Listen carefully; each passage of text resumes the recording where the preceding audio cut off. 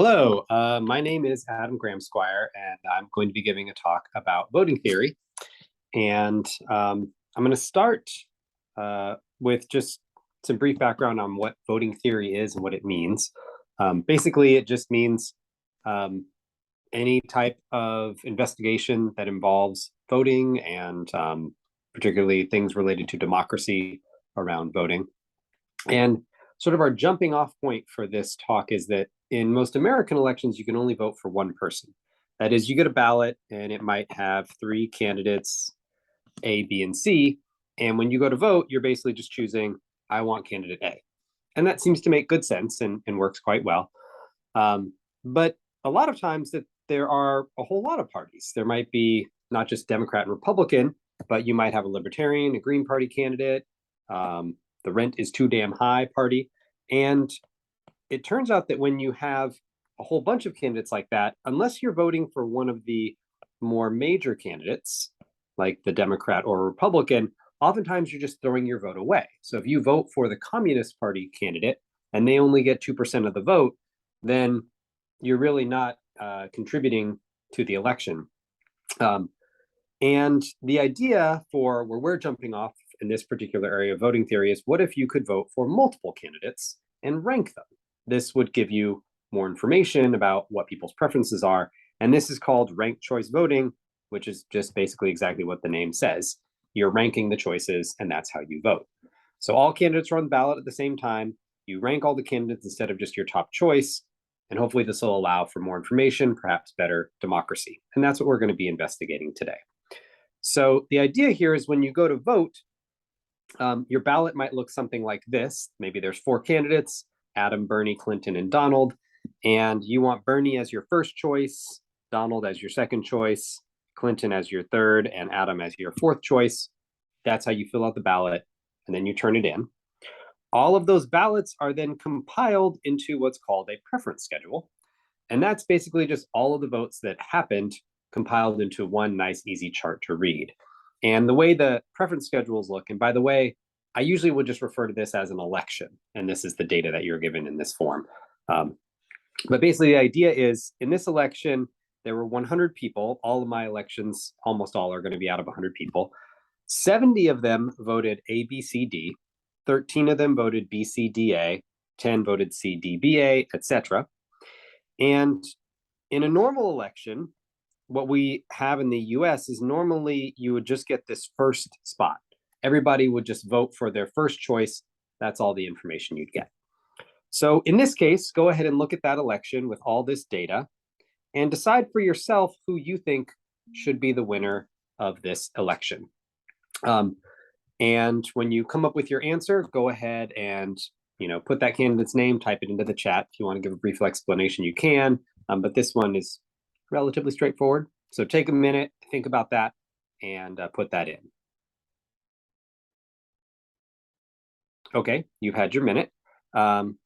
So most people, when looking at this, would probably choose candidate A because they get 70 of the votes. That's 70%. That's way more than a majority. A majority would be 50%. And it's way more than the next closest candidate, which is 13. We don't even really need to look at the second, third, and fourth choice votes because it's so clear that A is going to be the winner. They have way more support. How about a more complicated example, though? So take a moment and look at this one. Look at all that data that's given there and think about who you think should be the winner of this election. And again, it's fine to look at just the first place, but maybe look at the other choices as well. Look at those different numbers, see what you think makes the most sense. I'll pause for a minute here and let you think about that. And again, when you have someone who you think is probably the best choice for the winner of this election, go ahead and put it into the chat window and maybe give a brief explanation for that. So we'll pause for a minute and let you do that. Okay, unpause. So the first thing that I want to say is there's a few different approaches to this. The first approach is, okay, what would our current method be? Well, if we just looked at the first place votes, you would say, well, A got the most, so A wins. And that would be called that particular method is called the plurality method. Plurality just means who has the most first place votes in this case. But hopefully you can see why maybe that's not the best choice, because even though A got 31 of the first place votes, A also got all of the other last place votes. So even though A has slightly more people that like A, there's a lot of people that hate A. And in fact, 31 of the people like A, but 69 of the people don't like A. And on the other hand, someone like candidate B has first place votes almost close to A, and then a lot of second place votes as well. So maybe B should be the winner. And what we're going to look at is some other ways of analyzing this data and running this election to demonstrate how maybe B should be the winner. So the first one is with something called instant runoff voting, or we call it IRV. And the idea is you want to look and see if there's anyone with a majority of first place votes. In this case, that's greater than 51. If no one has a majority, you eliminate the person with the least number of first place votes. So in this case, no one has greater than 50 votes. So our least liked candidate would be candidate D because they only have 20 first place votes. So D gets crossed off of all the ballots. And where they were first, those 20 votes now go to B. We now have a second round of voting. In the second round, B has 28 plus 20, that is 48 first place votes. C still has 21. A still has 31. And again, no one has a majority because no one has greater than 50 votes. So we eliminate C from all the ballots. Those 21 votes that used to go to C now also go to B. B gets those other 21 votes, and B now has 69 of the votes to A's 31. So in this case, B would win the instant runoff voting election. And we just saw how that works. Now, there's another way of looking at this data, and that's using a point system. And this is often referred to as the Borda count, after a mathematician named Borda, who sort of started doing this many years ago. And here we're going to assign higher points for higher rankings on the ballots. So that's 3 points for a first choice, 2 points for a second choice, 1 point for a third place vote. And then if you're ranked fourth, you get no points.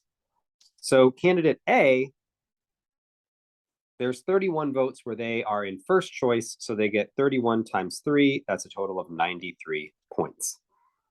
Candidate B, on the other hand, gets 28 of the first place votes.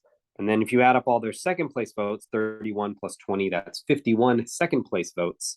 Each of those is going to get them 2 points. And then they also have some third place votes, 21 of those.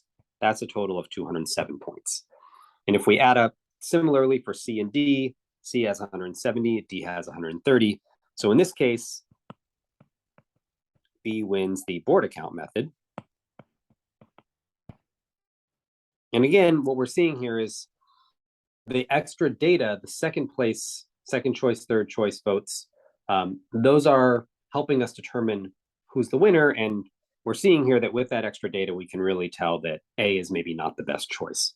The Borda count in particular shows that A has the least number of points, and in many ways is the least liked overall, even though they got the most first place votes. And then the last method is what's called the pairwise comparison. And the idea of this is you're kind of doing a round robin contest with every single candidate being placed head to head against every other candidate.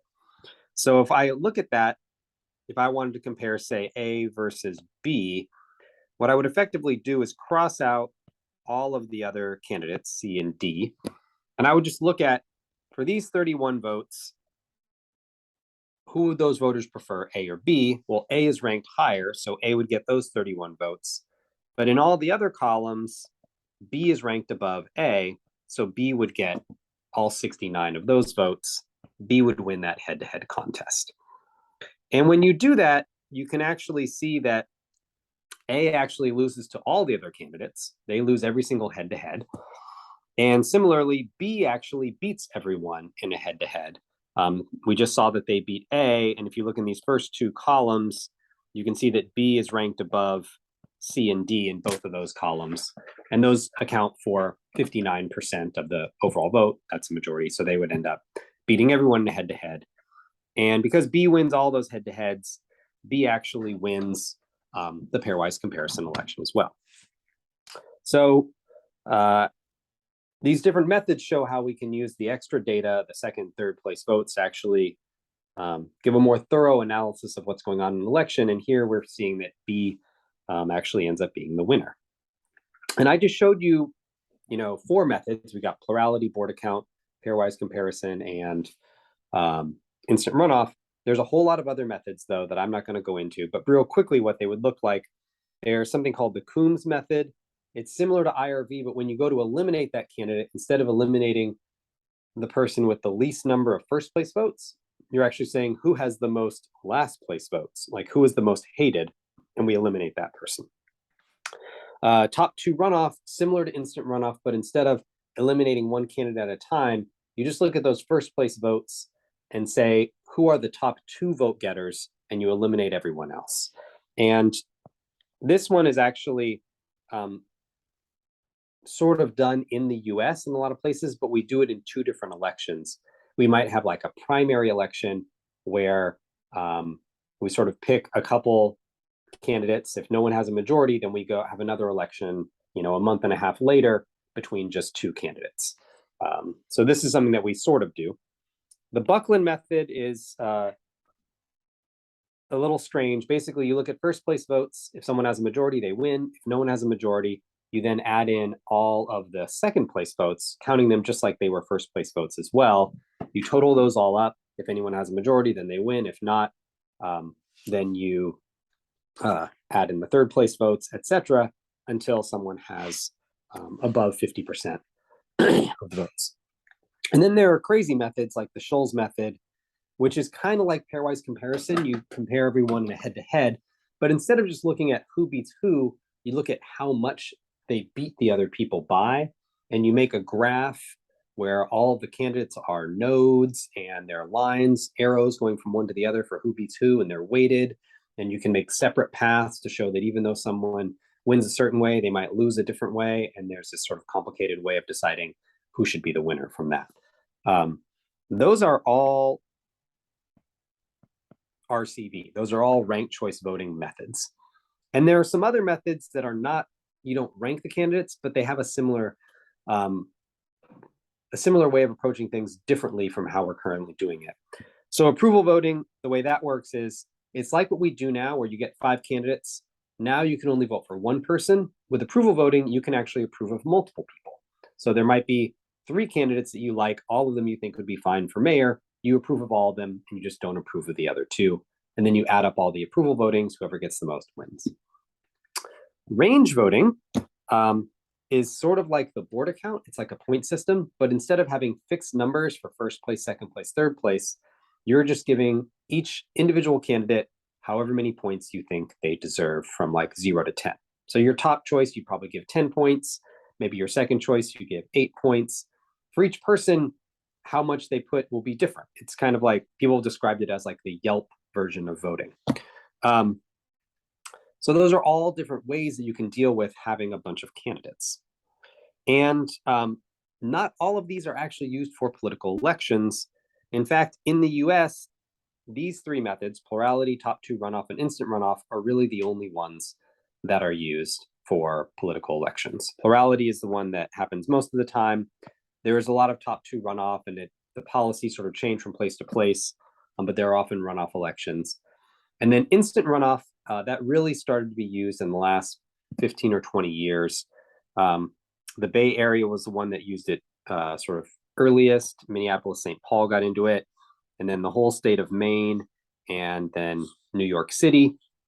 And lastly would be the state of Alaska also just recently started doing instant runoff elections.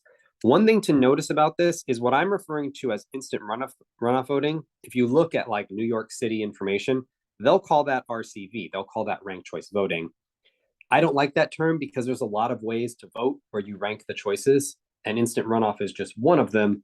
But in the US, generally when people talk about ranked choice voting or RCV, what they mean is instant runoff voting.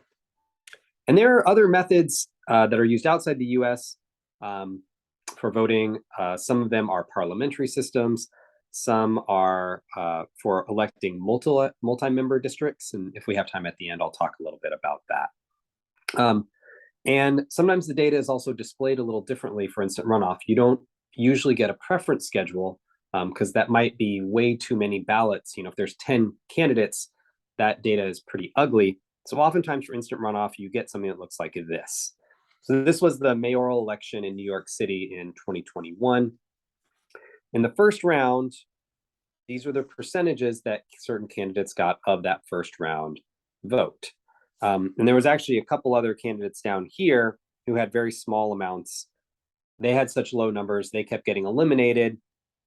In round 4, this is what the numbers look like. And actually, I think there was still one down here that got eliminated. So round 5, you can see that Morales and Stringer both have such low numbers that there's no way that, even if you added all 3 of these, 3% of this vote to Stringer, they still wouldn't have enough to get to the next person. They both got eliminated, and then their votes got added, and that's why, each of these numbers sort of increases for the different candidates. That's the transfer of the votes. Then Yang got eliminated, and their votes got added. Then Wiley got eliminated with only 29%. And at the very end, Eric Adams just barely won with 50.4% of the vote. It was a very close election, and you can see how the transfer of votes sort of played out in the way the whole thing worked. And I found a nice graph to demonstrate this as well. This is just the last few rounds, but basically when Yang gets eliminated, you can sort of see their votes going visually to each of the different candidates. Most of their votes went to Garcia, but a smaller percentage went to Wiley.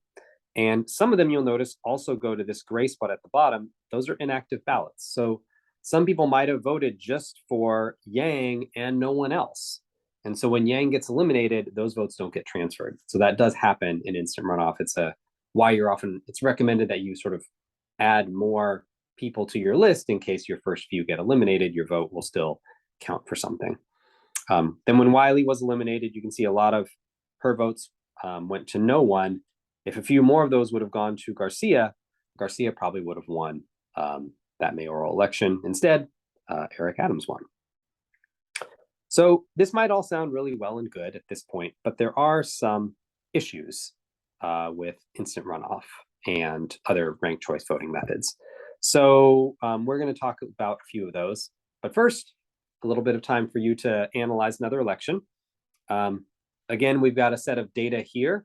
So go ahead and take a moment, look at that data, and decide who you think should be the winner of the election. And go ahead and put your answer and possibly a comment for why in the chat. So we'll sort of pause here and give you a minute or two to think through that. All right, we're going to unpause now. And there's a few different ways of analyzing this. But if you look at just a plurality vote, if we were just looking at the first place votes, A has 53 votes. That's greater than a majority. So a lot of people would look at this and say, oh, well, A should be the winner because they got greater than 50% of the first place vote. A would actually win a instant runoff election because they already have a majority. They would win a pairwise comparison. They would win plurality. But if you look at the board account, you end up getting a different result. So yes, A got all of those first place votes. That ends up being 159 points for A. But notice that B is ranked either first or second in everyone's votes. So B is actually fairly well liked. And if you add up all of B's votes, B ends up getting 240 points. So B would win a board account election. So some people will look at this and say, well, B gets more points, they should win. Other people will look at this and say, well, I don't care if B got more points. Like A clearly has a majority of the first place votes, so A should win. So you run into these issues where you have a disagreement about who should be the winner. And different methods will give you different results. And this, by the way, we call this a majority violation. What we mean by that is, and that's particularly for the board account method, that we typically think if you have a majority of the first place votes, you should win the election. But we see here that that doesn't always happen with the Borda method, that you can have a majority of first place votes and still lose the election. And here's an even worse one, in my opinion. Oh, maybe not, but it's rather strange. So this is an election we looked at before. We did the instant runoff method, and we saw that B won the instant runoff, because remember, D dropped out, and then C dropped out, and then their votes went to B, and B ended up winning. Now, suppose you're still using instant runoff, but right before the election happened, as two of the voters in this column right here, the CDBA voters, two of them are walking to the voting place, and they're like, you know what? I actually think B is the better candidate. I'm going to change my vote from CDBA. I'm going to put B at the top of the ballot, and I'm going to vote BCDA. Now, B already is the winner of the instant runoff election. So you might think that that's fine. B was going to win before, and we just gave B some more votes, so B should still win. And it turns out that doesn't happen. Once those two votes are moved, this 21 turns into a 19, and that 28 turns into a 30. Those two votes get moved over. And now C has the least number of first place votes. So C ends up dropping out first. Those 19 votes go to D. D now has 39. A has 31, and B only has 30. B gets eliminated in the next round of voting. Their votes go to D. D wins. So what happens is that because a couple voters decided they wanted to give B more of an advantage, that ended up making B lose the election. And this is called a monotonicity anomaly. In math speak, when we say something is monotone, it basically means it's going in the same direction. And you would think that increasing a candidate's votes would make them better off. And this is an anomaly because we increased B's votes and it actually made them worse off. It made them lose the election. So that's the anomaly there. And it turns out when you get into this, every single one of these election methods has some issues. Even plurality, the method we use right now, has some problems with it. For pairwise comparison, one of the issues is that it doesn't always elect a winner. You can have a lot of ties. And this actually happened in a recent election in Minneapolis-St. Paul. It was an instant runoff election. They weren't using pairwise comparison. But if you looked at that same data and analyzed it as a pairwise comparison election, of the top three candidates, Arab beat Gordon, Gordon beat Werleba, and Werleba beat Arab. There was a cycle of who beat who, and if you would have done a pairwise comparison, they would have all gotten 3 points. There were two other weaker candidates that they would have beaten. And all three of those candidates would have been tied for first place in a pairwise comparison election. So, you know, that's kind of bad. You want to have an election method where you actually have a winner. Borda fails the majority criterion, like I talked about before. IRV fails monotonicity, like we just saw above.